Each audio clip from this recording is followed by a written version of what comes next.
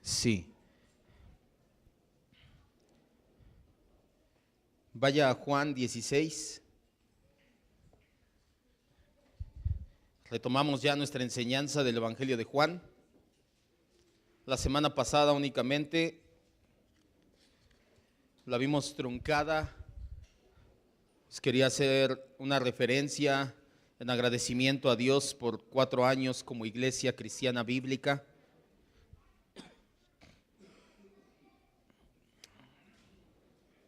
Y aunque el término no me gusta mucho porque se presta a sectarismo, a malas interpretaciones, de preferencia cuando tenga usted que presentar, porque nos preguntan muy seguido, bueno, ¿y entonces de qué denominación eres?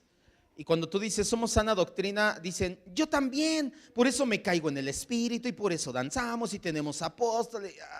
Entonces, ¿te acuerdas que le dije hace tiempo en una enseñanza, la sana doctrina, el término está secuestrado? Hay una iglesia homosexual de sana doctrina en Estados Unidos, ¿sí se acuerda que le dije? O sea, el término ya lo secuestraron, aunque a veces lo utilizan peyorativamente, aunque a veces se presta a sectarismos. La verdad, de ahora en adelante, si alguien me pregunta de qué denominación eres, podemos decir calvinista. A lo mejor no somos totalmente calvinistas, nuestra soteriología sí es calvinista, nos apegamos a una cosmovisión bíblica y la cosmovisión bíblica tiene muchos tintes de calvinismo, lo vamos a ver después. Entonces no somos calvinistas en el sentido estricto de la palabra, pero al menos para diferenciarnos de los supuestos sana doctrina que no tienen nada de sana doctrina, yo de ahora en adelante y le recomiendo que haga lo mismo. Si le preguntan, ¿qué denominación eres? Calvinista. Calvinista. ¿Y qué es eso? Ya le puedes empezar a compartir el evangelio para empezar. Juan 16, 8 al 11. Cerramos este paréntesis, este brevario cultural y continuamos con nuestro estudio acerca del evangelio de Juan. Juan 16, del 8 al 11. Dice la escritura: y cuando Él venga, aquí en Él, el Espíritu Santo, de Él está hablando Jesús, y cuando el Espíritu Santo venga, convencerá al mundo de pecado, de justicia y de juicio. De pecado, por cuanto no creen en mí. De justicia, por cuanto voy al Padre y no me verán más. Y de juicio, por cuanto el príncipe de este mundo ha sido ya juzgado. Cierre sus ojos, vamos a orar. Vamos a dar gracias a nuestro Señor y Dios.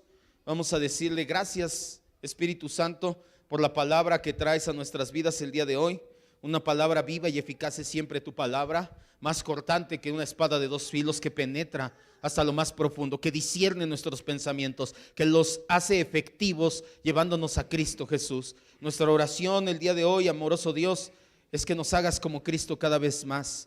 A nosotros primeramente, los que tú has inspirado, puesto el querer como el hacer, estar aquí, recibir tu palabra, pero también a todos aquellos que la escuchen en otra ocasión, por otro medio, que seas tú también formando a Cristo, Señor, no solamente engrosando su conocimiento, sino formando a Cristo en sus corazones cada día más y más y más, y sobre todo reflejándolo al mundo. Esa es nuestra oración, Padre, en el nombre de Jesucristo.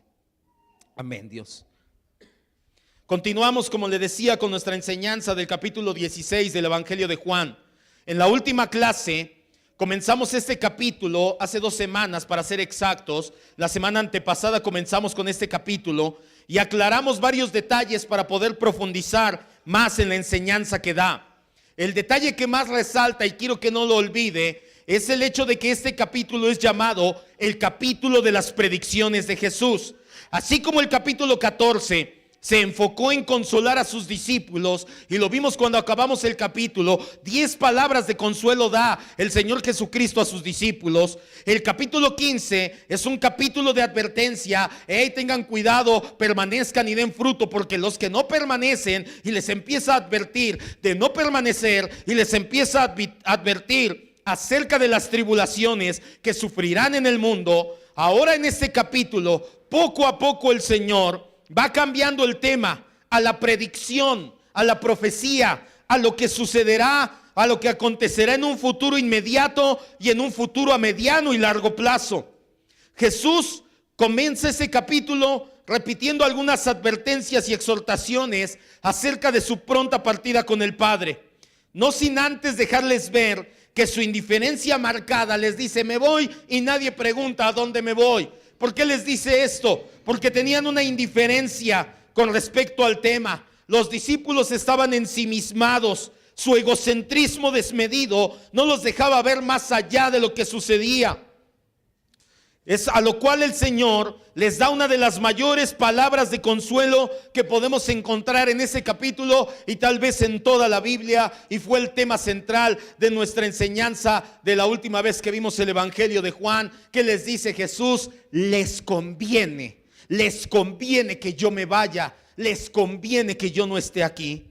Los discípulos no lo sabían en ese entonces, pero para que el Espíritu Santo pudiera aplicar los méritos redentores de Jesús, obviamente era necesario que primero hubiera méritos redentores que aplicar. El Espíritu no podía venir a aplicar la gracia, no podía venir a aplicar el arrepentimiento, no podía venir a aplicar regeneración, nuevo nacimiento, como le quieras llamar, si todavía Jesucristo no lo había ganado. Todavía no había nada que aplicar. Dicho en palabras más simples, la partida de Jesús con el Padre fue lo mejor que nos pudo pasar, pues ganó nuestra salvación y así envió al Espíritu Santo para aplicar la salvación a sus elegidos. Pero en lo que nos detuvimos fue en esa pequeña frase corta pero impactante: les conviene, es lo mejor, es necesario. Son las traducciones de la palabra en el griego original. Sabemos que la voluntad de Dios es buena, agradable y perfecta, solo que no siempre lo recordamos cuando estamos en medio de la prueba y de la tribulación de esta vida caída que nos presenta cada vez más. Muchas veces perdemos la perspectiva de las situaciones y llegamos a desesperarnos y a querer dejar de seguir a Cristo, cuando en realidad, sea lo que sea que estemos pasando, a excepción, claro, de una vida en pecado. Eso es lo único que no te puedo decir. Tú no puedes decir: ya ve, yo estoy en pecado porque me conviene. No estamos hablando de pecado. A excepción del pecado, todo lo que estés pasando en tu vida, así sean consecuencias o sea lo que sea, todo lo que te acontece es para tu conveniencia. ¿Y qué es lo que más nos conviene? No todos. ¿Qué es lo que más nos conviene? Conéctese a la enseñanza. Ya empezamos. ¿Qué es lo que más nos conviene? Dígalo: ser como Cristo. Lo que más nos conviene no es coche, casa, auto del año, no sé. Lo que más nos conviene es ser como Cristo. Eso es lo que más le conviene a un hijo de Dios. Pero las palabras predictivas del Señor Jesús apenas van comenzando. Todavía tiene mucho que decir y lo encontramos en el versículo 8. Vamos a empezar ahora sí. Ya le dimos contexto, ya recordamos lo que hablamos la última semana de esta enseñanza. Versículo 8 dice: y cuando Él, el Espíritu Santo, venga, convencerá al mundo de pecado, de justicia y de juicio. Ya sabemos que lo que más nos conviene es que el Señor Jesús se vaya, para que el Espíritu Santo venga a impartir los méritos redentores ganados en la cruz. La acción del Espíritu se describe en los 3 versículos siguientes: convencerá al mundo.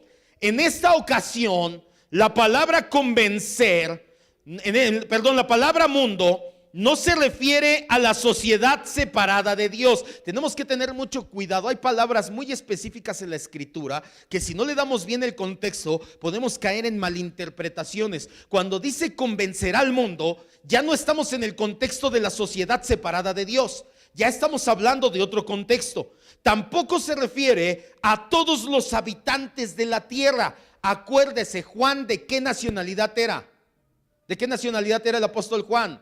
Dios mío, conéctese. Tiene calor, tiene frío, tiene sueño. ¿Qué pasa con su vida? No estoy aquí para hablar, por hablar. Si no me paro, lo leo, se lo grabo y le mando un audio en internet. Conéctese. ¿Cuál es de la nacionalidad del apóstol Juan? Judío. Él era un judío. ¿Y qué aberración tenían los judíos con los demás que no eran judíos? Una aberración total. Por eso es que Juan dice: viene a convencer al mundo. ¿Qué significa? A todos, no importa tu lengua, tu raza, tu tribu, tu nacionalidad. El Espíritu Santo va a venir a convencer a todo el mundo, hablando de todos sin excepciones, sin distinciones, perdón. El verbo convencer aquí es muy importante para comprender mejor este pasaje, pues no se trata en nuestro idioma de la acción de solamente persuadir. Si nosotros hablamos en el español la palabra convencer en español significa persuadir. decirte las cosas de una manera persuasiva, presentarte de una manera que tú digas, bueno, está bien. No es así en el griego. En el griego la palabra es elenco. Se traduce como redarguir, reprochar, reprender y poner en evidencia. Este verbo, elenco, es ambiguo. Los griegos lo utilizaban de dos maneras. En el griego original, elenco se utiliza de dos maneras. Primero, para probar la culpa, aunque el culpable no esté dispuesto a admitir y a confesar su culpa.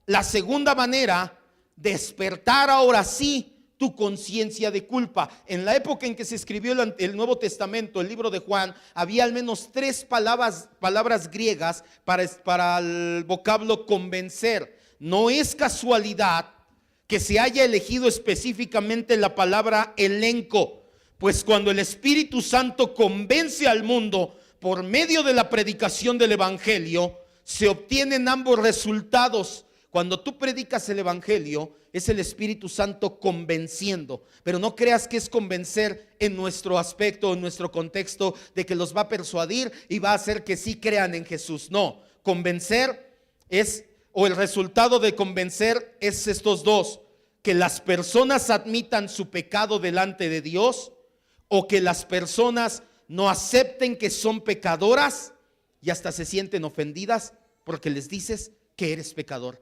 Eso es convencer en el griego original, y son las dos actitudes que vas a encontrar cuando tú prediques el Evangelio. El Espíritu Santo va a estar convenciendo a los oyentes. Van a ser una de dos reacciones: o las personas se van a saber pecadoras delante de Dios, o no lo van a aceptar y hasta se van a ofender porque les digas pecadora. Estas son las dos reacciones que podemos esperar si verdaderamente predicamos el Evangelio.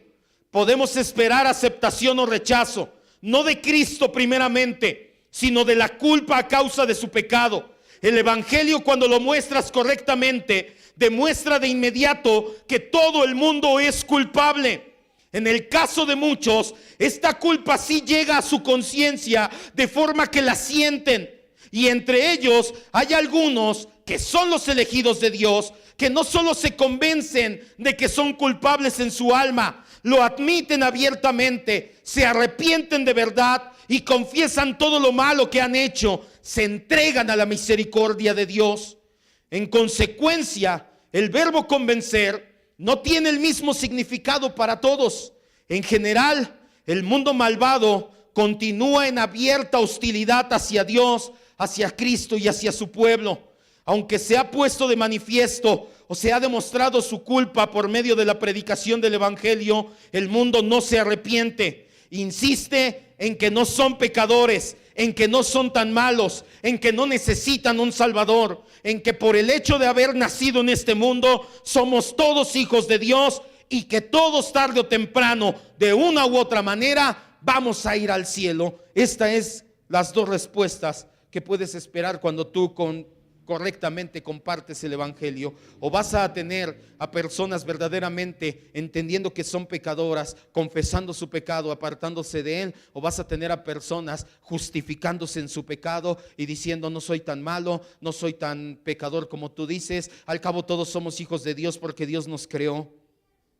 El Espíritu Santo, por medio de la predicación del Evangelio, va a poner públicamente de manifiesto la culpa del mundo entero y lo va a invitar a arrepentirse. Lo va a convencer respecto a 3 asuntos: de pecado, de justicia y de juicio. Que el Espíritu Santo nos convenza tiene solamente 2 resultados posibles y autoexcluyentes: el arrepentimiento y conversión, o el endurecimiento y perdición eterna. Jesús lo sabe, por eso es que desglosa una a una las áreas en las cuales nos convence. Versículo 9. Ya sabes cómo convence el Espíritu Santo entonces, por medio de la predicación del Evangelio, y ya sabes cuáles son los resultados: gente que verdaderamente se confiesa pecadora y se rinde a los pies de Cristo, o gente que se autojustifica y dice: no creo ser tan malo. En el versículo 9 nos dice de qué es lo primero que nos va a convencer el Espíritu Santo. Dice: de pecado, por cuanto no creen en mí. Por medio de la gran labor que están a punto de salir a realizar, primero los apóstoles y después todos los demás discípulos en general, que es predicar el evangelio. ¿Sí sabía que usted y yo estamos llamados a predicar el evangelio? ¿Se acuerdan que tomamos un discipulado, propósitos divinos? ¿Cuál es el quinto propósito por el cual Dios nos creó? Predicar el evangelio. No estamos aquí nada más porque sí, y tiene repercusión en la eternidad, porque cuando tú le predicas a una persona, el Espíritu Santo lo convence, lo vas a encontrar de aquel lado de la eternidad, no por ti, sino por la gracia de Dios. Los apóstoles y todos los discípulos en general van a salir a predicar el evangelio. El Espíritu Santo no solamente va a poner al descubierto el pecado del mundo, sino que en el caso de algunos los va a despertar en su conciencia de que son culpables y los va a guiar a un verdadero arrepentimiento.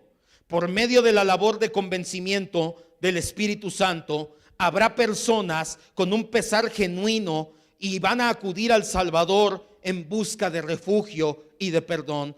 Primera de Timoteo 1:15. En Lucas 5:8, no vaya, en Lucas 5:8 leemos que cuando Pedro se encuentra de frente con Jesús, cae de rodillas en su primer encuentro y le dice: aléjate de mí, Señor, porque soy, ¿qué? Pecador. Cuando el Espíritu Santo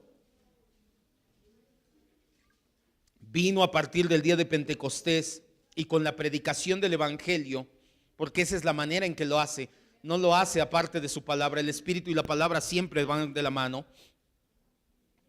Va a empezar a exponer el pecado de todas las personas, y de entre todas esas personas habrá personas que, como Pedro, caigan de rodilla y le digan: Señor, soy pecador. O que, como Pablo, cuando le escribe a Timoteo, primera de Timoteo 1:15, palabra fiel y digna de ser recibida por todos, que Cristo Jesús vino al mundo para salvar ¿a quiénes? De los cuales, ¿qué dice Pablo? Yo soy el primero. El Espíritu Santo me convenció, me he dado cuenta de una verdad ineludible: soy pecador, soy un ofensor, soy un enemigo, soy el primer enemigo de mi Dios. No serán nuestras bonitas palabras, no será nuestra culta preparación. Es más, ni siquiera se interpondrá nuestra falta de elocuencia al hablar. Vaya, no se trata de ti ni de cómo presentes el evangelio. El resultado no está en tus manos, nunca lo estuvo, nunca lo estará. Tú presente el evangelio, el resultado siempre estará en manos del Espíritu Santo. Deja de lado las excusas mosaicas. ¿Por qué le pongo mosaicas? Porque como Moisés, cuando es llamado y comisionado por el Señor en la zarza ardiente, empieza a poner excusas. Igual nosotros ponemos excusas para salir y predicar el evangelio. ¿Sabes cuál es la primera excusa que ponemos? Nadie me va a creer. Tienes razón.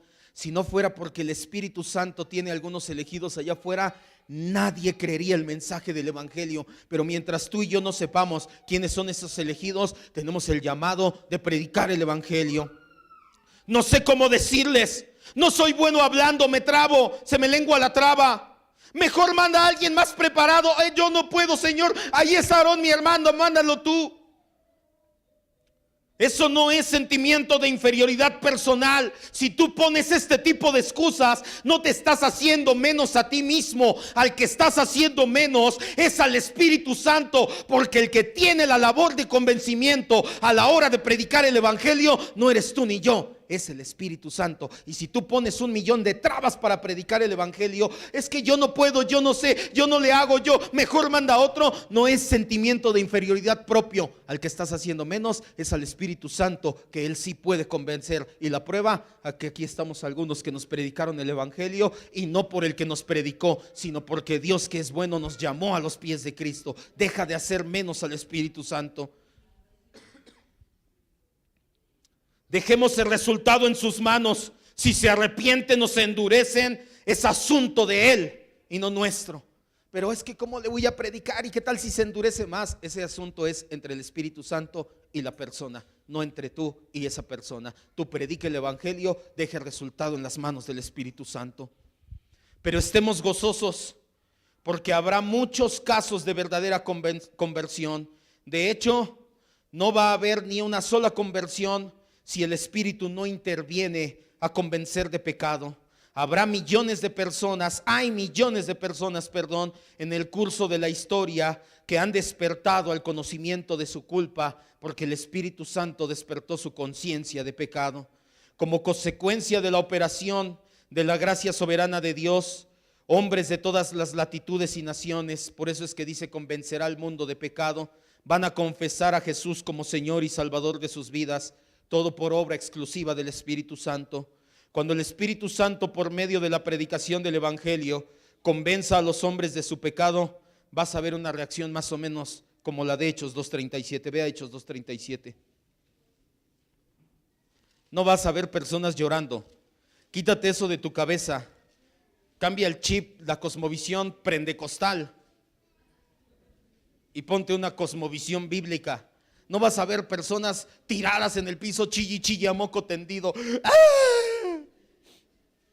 Jonathan Edwards en el Gran Despertar hace 3 siglos decía eso, se paraba en las iglesias y la gente lloraba, soy pecador, y les decía, mejor calla y ve y da frutos dignos de arrepentimiento. Aquí lloras, pero saliendo eres igual. No tiene caso que quieras ver gente llorando a moco tendido, diciendo, Señor, te amo, y salen y beben igual. Cuando tú veas el resultado del Espíritu Santo, no tuyo, sino del Espíritu Santo, en convencer al mundo de pecado, vas a ver una reacción más o menos como esta. Hechos 2:37. Al oír esto, ¿qué acababan de oír? El mensaje del Evangelio. Lee desde el versículo 1. Al oír el Evangelio, se compungieron de corazón. Hubo un pesar, hubo algo en su corazón que empezó a decir, soy pecador, tengo que hacer algo, tengo que hacer algo. Y entonces le dijeron a Pedro y a los otros apóstoles, varones hermanos, ahí se ven. Porque muchas veces creemos, yo tenía esa falsa idea, bueno, ya sembré la semilla, ya es algo. ¿Sabes qué va a ser una persona que verdaderamente es transformada, convencida por el Espíritu Santo? Te va a poner una pregunta bien clarita. ¿Qué sigue? ¿Qué hago? ¿Qué más hay? Ya entendí que soy pecador. Ya me explicaste que por eso Cristo murió. Ya me hablaste de una vida nueva. ¿Qué hago? ¿Qué sigue? ¿Qué sigue, hermanos? Discipularlos, renovar su mente en la palabra de Dios. ¿Cuánto tiempo? Hasta que Cristo venga o nos llame a su presencia. Cuando el Espíritu Santo convenza al mundo de pecado por medio de la predicación del Evangelio, las personas van a sentir la presencia del pecado en sus corazones y no pensarán en nada más, sino en cómo deshacerse de él. También el Espíritu Santo convencerá al mundo de justicia. Versículo 10, regrese al 10 de Juan 16. Así que deja de pensar, ya le prediqué, ya tiene el Evangelio, ya, hasta hizo una oración con 2 lagrimitas, una de cada ojo. Puedes llorar todo lo que quieras, eso no es arrepentimiento. Arrepentimiento es cambiar de rumbo y de dirección. Ibas en pos del pecado, ahora vas en pos de Jesucristo. El versículo 10 dice, los convencerá. Cuando el Espíritu Santo venga, para hilar toda la frase completa, convencerá al mundo de justicia, por cuanto voy al Padre y no me verás más.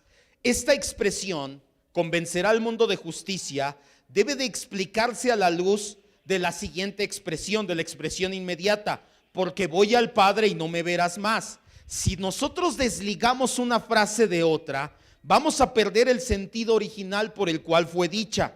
Entonces, cuando Jesús dice, convencerá al mundo de justicia, porque voy al Padre y no me verán más, ¿qué es lo que nos dijo? El mundo, representado aquí por los judíos, estaba a punto de crucificar a Jesús. Llegado el momento, cuando Jesús fuera presentado delante del concilio y hubiera el juicio a Jesús, la declaración de los judíos va a ser, debe morir. En el nombre de la justicia, ellos iban a condenarlo a muerte. Los judíos estaban seguros de que hacían lo correcto. Pensaban que Jesús era un hombre malo e injusto. Le iban a dar un trato de malhechor. Eso fue siempre a los ojos de los judíos. Ve ahí al 19:7. Quiero que entiendas bien, no te desligues, no te pierdas, porque esta frase no tiene un contexto fuera de esto. Vaya, la tienes que entender como debe de ser. ¿Por qué va a convencer de justicia? Primero, tienes que entender que el mundo, específicamente los judíos representaban al mundo en esta escena, pensaban que Jesús era un injusto, un malhechor, un borracho, un comelón. Mira, hasta lo crucificamos con ladrones porque es un ladrón, lo consideraban la peor escoria. Por eso es que cuando llega a su juicio en el 19:7 dice, los judíos respondieron, nosotros tenemos una ley y según nuestra ley, o sea, nosotros tenemos justicia y vamos a hacer justicia. Según nuestra ley, Él no es justo. Según nuestra ley, debe morir porque se hizo a sí mismo hijo de Dios. Pero la verdad, nosotros sabemos, es precisamente lo contrario. Aunque el mundo, los judíos lo rechazaron, el Padre siempre lo favoreció en su camino a la cruz, porque fue la cruz el camino a que tomara su corona nuevamente. Los discípulos ya no iban a ver más las actividades diarias de Jesús de manera terrenal, como cuando estaba con ellos. Jesús iba a morir e iba a subir al cielo a recibir su recompensa. Filipenses 2 del 9 al 11. No te pierdas, liga esto que te estoy diciendo. Filipenses 2 del 9 al 11. Regálame un poquito de agua, quiero agua, por favor. Todavía tengo aquí café, pero el azúcar me empieza a pegar la garganta. Por favor, muchas gracias. Filipenses 2 del 9 al 11. ¿Por qué Jesús dice, convencerá al mundo de justicia por cuanto voy al Padre? Primero, tenemos que entender que el mundo lo consideraba injusto, malo, pecador. Pero Él va al Padre. ¿A qué fue al Padre Jesús? A ser coronado en gloria y majestad, a recibir los honores que tenía antes de encarnarse, a recibir nuevamente toda su gloria. Filipenses 2 del 9 al 11 dice, por lo cual Dios también, tú lees los versículos anteriores y te dice que se despojó, que vino, que murió, etcétera. Y por eso, ¿qué hizo? Dios, ¿qué hizo? Lo exaltó hasta lo más alto y le dio un nombre que es sobre todo nombre, para que en el nombre de Jesús se doble toda rodilla de los que están en el cielo y en la tierra y debajo de la tierra, y toda lengua confiese que Jesucristo es el Señor, para gloria de Dios Padre. Por medio de la resurrección de Cristo, el Padre puso su sello de aprobación en la vida y obra de Jesucristo. El mismo a quien el mundo había llamado malhechor, fue victorioso al Padre y regresó señalado como justo. Vamos a varias citas. Lucas 23:47. Se tiene que entender correctamente esta frase.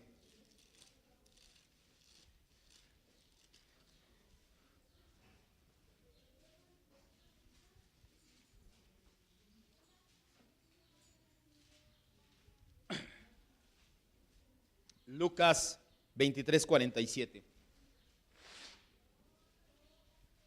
Primero, los judíos lo consideraban el peor de los pecadores, pero Jesús les dice, voy al Padre y no me verán.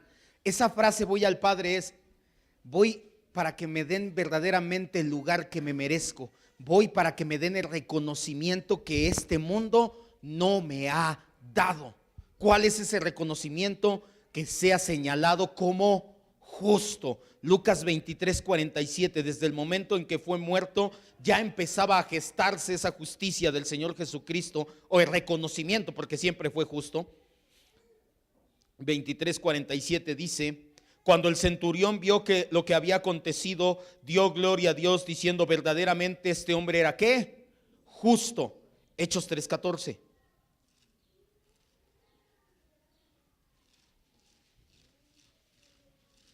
Hechos 3:14.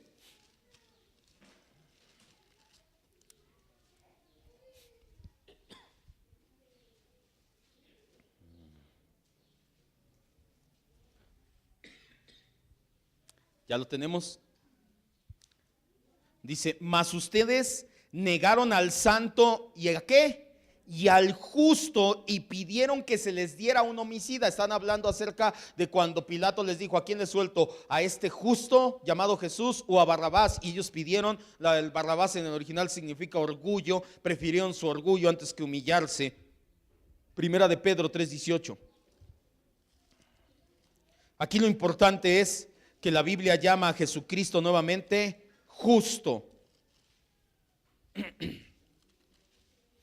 Puse 5 citas, leemos estas 3 nada más para no detenernos más tiempo.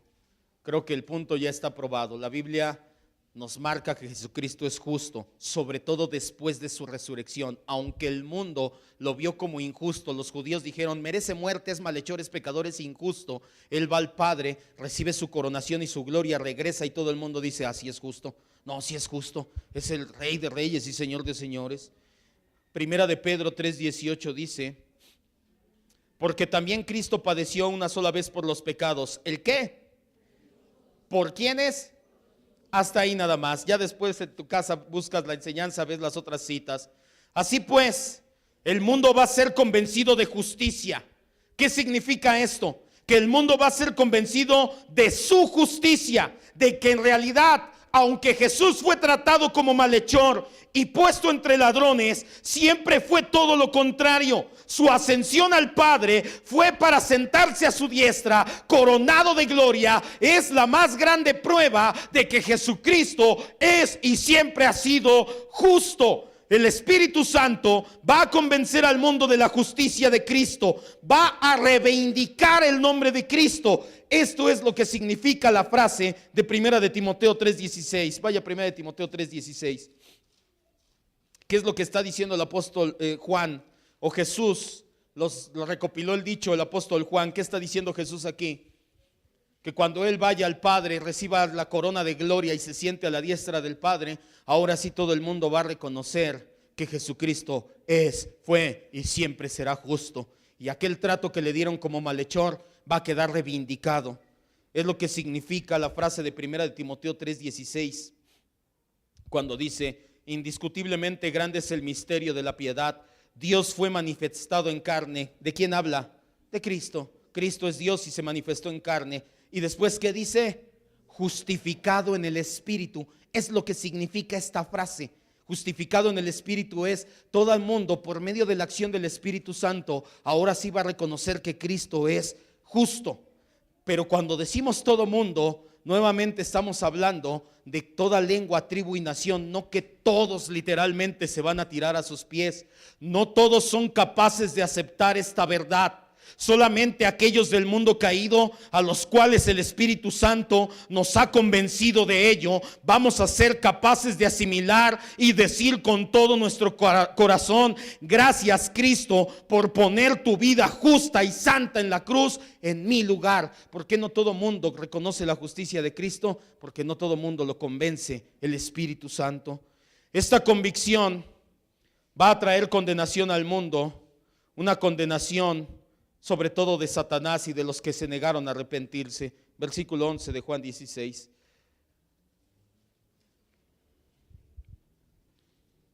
Entonces ya entendemos lo que significa el versículo 10. Convencerá al mundo de justicia por cuanto voy al Padre. Todo el mundo, hablando de los elegidos de entre el mundo, vamos a reconocer que Cristo es Dios y que siempre es justo. Y aquel trato que le dieron como malhechor, no más. Versículo 11. Y el Espíritu Santo convencerá al mundo de juicio, por cuanto el príncipe de este mundo ha sido juzgado ya.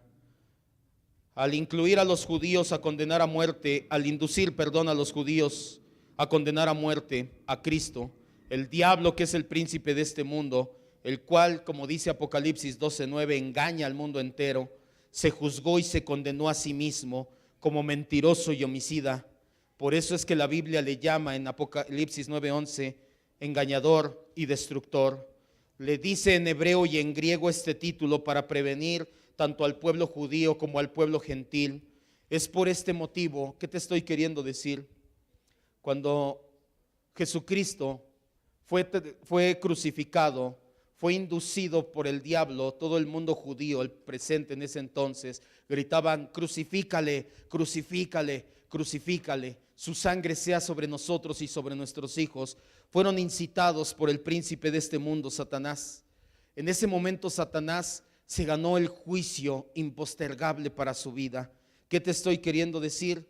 Que la idea romántica pero ilusa de orar para que el diablo se arrepienta es antibíblica y es imposible. Yo no sé si usted había escuchado esta sandez. Yo dije que ya no voy a decir estupidez porque se oye fea, pero yo no sé si había escuchado esta tontería. Vamos a orar por el diablo para que el diablo se arrepienta. Es imposible, no se puede. Primero, porque su final está escrito desde antes de que el mundo se fundara. El final de Satanás ya estaba escrito. Tú no puedes orar para que Dios cambie sus planes. Tú oras para descansar en los planes de Dios. Segundo, porque su ofensa no es algo que se perdona con un simple perdón, confieso mi pecado y me aparto. No se puede arreglar así. Satanás es el culpable y responsable de la muerte de Cristo. Su sangre justa e inocente está en las manos de Satanás y de todos aquellos que le rechazan. Es por demás justo decir que el pago que tiene por ese acto vil y despreciable es lo mejor que merece. Apocalipsis 20:10. No puedes orar y Satanás no se va a arrepentir, porque él se ganó un juicio a su vida el día que crucificó al Señor Jesucristo. Y el pago que tiene junto con todos aquellos que lo rechacen a Cristo, la sangre inocente de Cristo está en las manos de Satanás y en las manos de todos aquellos que le rechacen. Clama un juicio. Ese juicio se dio en la cruz del Calvario, se dictó sentencia. La sentencia se va a ejecutar al final de los tiempos y esa sentencia nos la dice Apocalipsis 20:10. ¿Cuál es? Y al diablo que engañaba al mundo fue lanzado en el lago de fuego y azufre, donde están la bestia y el falso profeta, y serán atormentados día y noche por los siglos de los siglos. Satanás, cuando condenó a Cristo, se condenó a sí mismo. Por la obra de la cruz, Cristo, el diablo, de la obra de la cruz de Cristo, el diablo fue desposeído de sus mal adquiridos derechos legales en las naciones de este mundo y los derechos que tenía sobre los seres humanos. Con este juicio y condenación del príncipe de las tinieblas, se muestra una vez más que Cristo es más fuerte que el diablo. Esto ya lo sabemos, pero se muestra una vez más. El juicio del mundo y de su príncipe muestra que la venida de Cristo a este mundo tuvo por objeto poner orden donde el diablo había desordenado. Hebreos 2:14.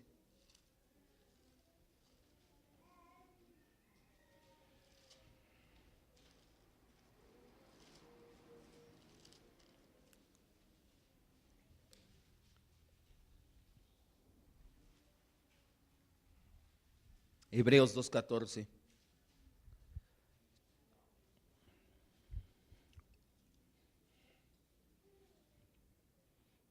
Porque en cuanto a los hijos participaron de carne y sangre, Cristo también participó de lo mismo para destruir por medio de la muerte al que tenía el imperio de la muerte. ¿Esto es a quién? La cruz de Cristo no fue derrota, fue la mayor victoria que ha tenido jamás. No olvidemos que esto no significa que el diablo ya está fuera del mundo, fuera de escena, que es un gatito, bonito gatito, ni mucho menos. El día en que Cristo triunfó sobre de él fue el día que ganó en la cruz del Calvario, pero el diablo sigue merodeando como león rugiente buscando a quien devorar. En la mañana lo veíamos, te busca devorar tu cosmovisión. Su juicio llegó, pero su sentencia todavía no ha sido ejecutada, porque el mismo diablo, te lo he dicho muchas veces, sirve a los planes y propósitos eternos de nuestro Dios. Vamos a terminar ya, quiero que cierres tus ojos.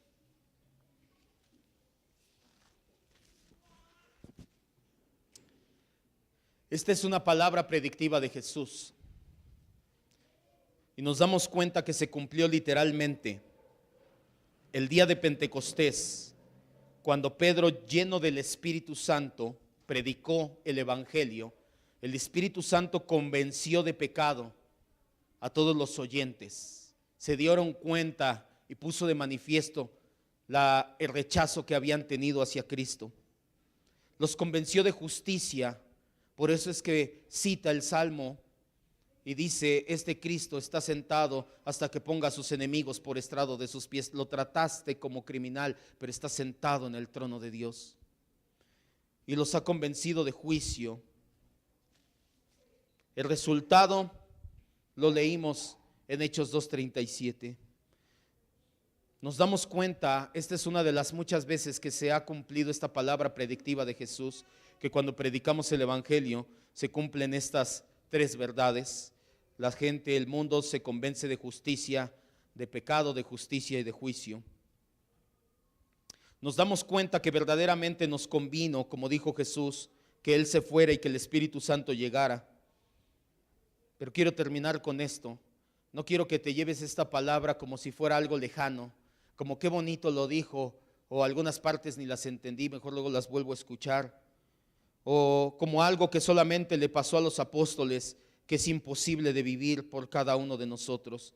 El Espíritu Santo sigue presente y sigue convenciendo nuestros corazones. Y quiero que entiendas que esa misma obra de convencimiento que comenzó en el día de Pentecostés ha seguido a lo largo de 2000 años durante la historia del cristianismo. El Espíritu Santo está en nuestro corazón y nos ha convencido de pecado, de nuestro propio pecado, el cual no nos dejaba acercarnos ni un poco a Dios. Antes de que el Espíritu Santo nos convenciera, no solamente no queríamos, no podíamos acercarnos a Dios, ni siquiera sabíamos de nuestra condición que fuera tan desastrosa. Quiero que entiendas esto que te estoy diciendo, así con tus ojos cerrados. Esto que te acabo de predicar, la labor de convencimiento del Espíritu Santo, se da todavía hoy en día y se da en tu corazón. En el momento en que tú te declaras culpable de pecado, en el momento en que tú te das cuenta y dices: soy pecador, soy una persona que no merece estar cerca de Dios, mi Dios es santo, mi Dios trasciende todo lo creado y yo simple y sencillamente nací en pecado, es porque el Espíritu Santo ya te está convenciendo de esta gran verdad. Pero el Espíritu Santo también te convence de justicia. Hoy por hoy llamamos a Jesús Señor nuestro. Pablo le dijo a los corintios que nadie puede hacer esto si no es por obra del Espíritu. Si tú el día de hoy reconoces el señorío de Cristo, reconoces su santidad, su justicia, su divinidad, si reconoces sus atributos, si tienes el deseo ardiente de ser como Él es, no nació de ti, es porque el Espíritu Santo ya te convenció de justicia. Si tú tienes el deseo de ser como Cristo, de conocer a Cristo y ves a Cristo como el Dios eterno de la creación, es porque el Espíritu Santo ya te convenció de justicia y de juicio, porque nuestro corazón descansa en que Cristo ya juzgó y halló culpable a Satanás. Nuestro corazón descansa en que fue exhibido en la cruz. Si aún no aplica su sentencia, es porque Cristo sabe lo que es mejor. Y si en su soberanía algún día el Señor deja que seamos atacados por Satanás, nos reconforta saber que todo es para la gloria de Dios, porque es para que seamos más y más como Cristo. ¿Te das cuenta que esta predicación de Jesús hace 2000 años se repitió 50 días después y se sigue repitiendo hasta el día de hoy? El Espíritu Santo te ha convencido de pecado, de justicia y de juicio. Gracias, Dios. Dile gracias, Señor, porque sabes que eres pecador por la obra del Espíritu. Sabes que Cristo es el Señor por la obra del Espíritu. Y sabes que Satanás ha sido juzgado, y aunque deje que entre a tu vida y haga estragos, tal vez sabes que es lo mejor para ti por la obra del Espíritu. El Espíritu Santo sigue convenciendo a los suyos de entre el mundo. Te convenció de pecado, de justicia y de juicio. Así con tus ojos cerrados, dile gracias, Espíritu Santo. Y si tú todavía no te convences, creo que la parte aquí más importante para aquellos que no se han convencido de pecado, mucho menos se convencerán de justicia y de juicio. Tienes que entender algo. Si tú no te crees pecador, si tú no crees que necesitas la gracia de Dios, el sacrificio de Cristo para ser salvo, si tú lo ves como algo religioso y piensas: yo no soy tan malo, yo no he matado a nadie, es porque no has entendido el Evangelio. El día de hoy te predico el Evangelio. El Evangelio es para todas las naciones, para toda condición, para toda economía, para todo mundo. somos pecadores. Dios es santo y nosotros pecadores. Y mientras no te veas en tu condición de pecador, no vas a poder reconocer a Cristo como tu Salvador. Ese es el principio del Evangelio. Señor Jesús, te damos gracias porque tú sabes lo que es mejor y nos has enviado a tu Espíritu Santo. Y como lo hizo en el día de Pentecostés, el día de hoy nos sigue convenciendo de pecado, de justicia y de juicio, Señor. Gracias, Espíritu Santo, por abrir nuestros ojos y hacer ver que nuestras mejores obras son trapos de inmundicia. Gracias por abrir nuestros ojos a la verdad y nos hemos dado cuenta que no podemos hacer nada para salvarnos a nosotros mismos, que nuestro pecado nos lo impide, que somos muertos en el fondo del océano, pero que tú no nos aventaste un salvavidas, tú metiste tu mano hasta el fondo y nos has rescatado por puro amor y gracia. Gracias, Señor Jesús, por tu Espíritu Santo. Hoy reconocemos que amamos a Cristo, que queremos ser como Cristo, que Cristo es el Señor para gloria de Dios Padre, pero eso no salió de nosotros, fue el Espíritu Santo convenciéndonos de justicia, de la justicia inmensa de Cristo. Gracias, Espíritu Santo, porque estamos conscientes de que el diablo, aunque todavía está suelto, buscando a quien devorar, metiendo mentiras en nuestra mente, es un enemigo juzgado y derrotado, y que si algunas veces tú permites que entre a nuestra vida, es porque quieres que seamos más como Cristo, no porque tiene más poder. No le damos nunca más gloria de la que se merece. Siempre la gloria es para ti, Señor Jesucristo. Te decimos una vez más, gracias, Espíritu Santo, porque nos has